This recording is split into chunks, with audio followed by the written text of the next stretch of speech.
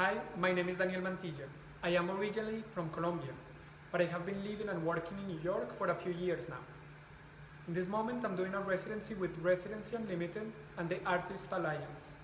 And this studio space is in the Clemente building in New York. I'm going to talk about the work that I have been developing throughout the residency. I would like to begin talking about a project that I was developing towards the beginning of the residency. The project was a play entitled Rock, Paper, Scissors that was performed on Zoom. And this play is one of the projects from an ongoing collaboration with the artists from the Sprechgesang Institute. Briefly quoting from the website, Sprechgesang Institute is a research-based platform for artists working in an in-between language of two or more disciplines. We believe in the ability of the gap between genres to produce fresh and innovative perspectives, offering room to breathe without boundaries, space to improvise, and to question conventions. We host regular lectures, workshops, and dinners to draw connections and facilitate discussion of in-between languages. And the word Sprechgesang refers to a vocal technique halfway between song and spoken word. During the first month of the residency, I developed all of the drawings that I used in the play. I was presenting the play and also introducing each one of the three acts that conform the play, each one of them entitled Rock, Paper, Scissors, respectively. Now, for the play, we were rethinking, especially because most of us don't come from a theater background, sets and props, lighting, music, sound, actors. We were also interested on the game Rock, Paper, Scissors as a structure to organize all of the visual experimentation that took place throughout all the months in preparation for the performance. We also discuss about the ideas of attempts to communicate, or often how we miscommunicate, and this idea of a game to find solutions or resolution to conflict. So I use the drawings and text to activate the intermissions. The texts that I developed for this were fragments from conversations that we had during the planning meetings and rehearsals, also descriptive anticipations of the events or series of actions taking place in each act. And I also added some personal experiences related to rocks, to papers, and to scissors.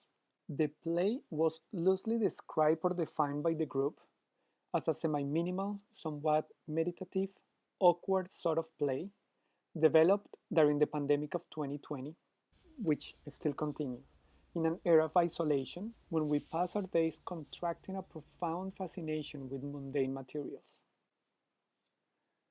The project was originally developed by almost all the members of the Sprechgesang Institute, but later it was 7 artists, including myself, who organized the bulk of ideas that we had gathered at the beginning and also gave the final shape for the play that was performed on Zoom.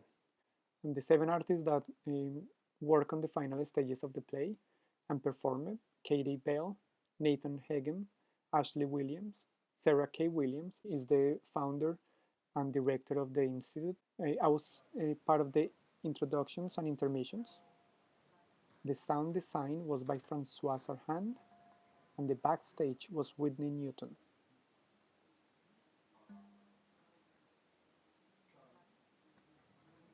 And more of the description of projects that we have developed until now, you can find it in sprechgesanginstitute.com. I'm going to walk around the studio and talk a little bit about my process. As you notice, I'm working on several things at the same time, but I would like to begin by focusing on the corner. I'm working with cutouts. Usually use the cutouts to start things in the studio, just to start making things and developing ideas. I'm using paper, which I cut with scissors or tear with my hands, and if you notice here on the top, I also have canvas cutouts from other paintings.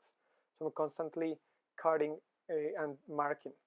Sometimes I cut around the marks that I make first, or sometimes I make marks around the cuts. If you notice, I put the cutouts very close to the paintings. To me, the idea of enclosure and accumulation is very important to the way I build the spaces. In the paintings that I'm showing you here in this room, I'm working with characters that sit at a table and things are happening under the table. I often imagine my characters as couples or companions who are working together but who are often tricking each other. In this particular painting, I imagine this figure on the right talking to the other one on the left, and this cutout envision this as if the speech of the figure on the right became something solid. Moving to the next painting, this is another version of the first painting that I showed you. So these are people sitting at a table. Dealings, funny business are happening under the table itself. Sometimes playful things or interactions are hiding more violent or double intentions. Domestic spaces, rooftops, patios, or gardens serve as scenarios for figurative elements such as scaffolds, companions, and group of companions. This group of figures deal with each other or collaborate to assemble or repair, but I like to imagine them purposefully confusing, taking advantage, and misplacing parts from each other.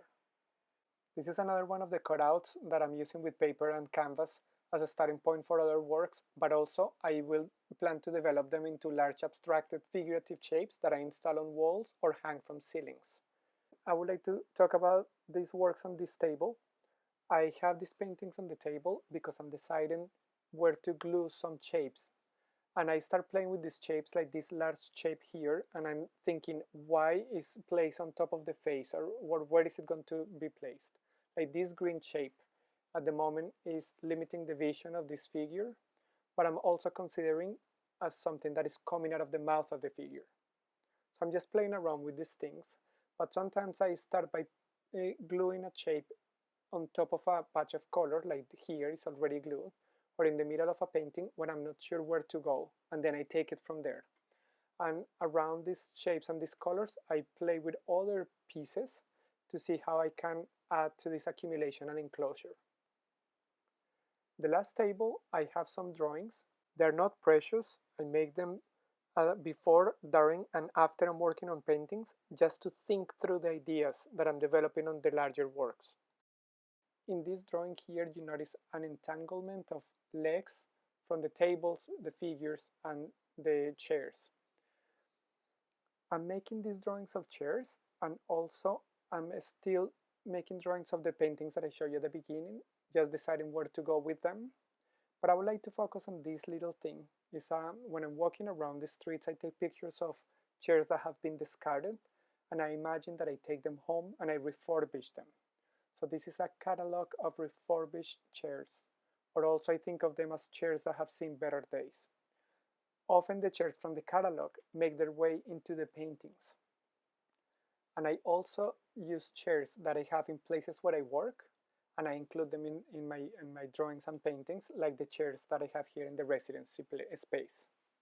Since I have been nomadic for a few months in 2020, I decided to make work that I could fold, that I could carry around easily, and that I can put in containers or small boxes.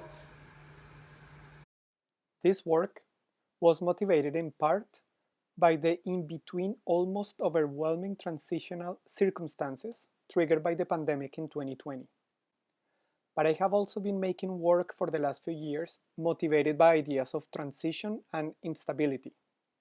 So this work that I am in the middle of figuring out resonates both with motivations already present in my work, which have been amplified by current factors and experiences. I am thinking about these particular double-sided cutouts, and the cutouts that are also more three-dimensional, as fences or the scaffolds that act like a pen or an enclosure that both kind of protects from the outside but also keeps things in. So I am thinking about these particular double-sided cutouts as both fences for patio sets or backyards, or the scaffolds. In my work, scaffolds and contraptions become metaphors for development, neglect, or prolonged restorations, sometimes for lack of planning. I see them as something provisional that is meant to fix or repair something. They contain in themselves the promise of something better, but also the danger to get stuck in an in-between stage or condition. My residency was made possible through Residency Unlimited's ongoing partnership with Artists Alliance, Inc. It has been an absolute privilege and pleasure to work at the Clemente Soto Vélez Cultural and Educational Center. I have to give a special thanks to Natalie Ungles for her immense support and facilitating this great opportunity in a very important moment in my practice.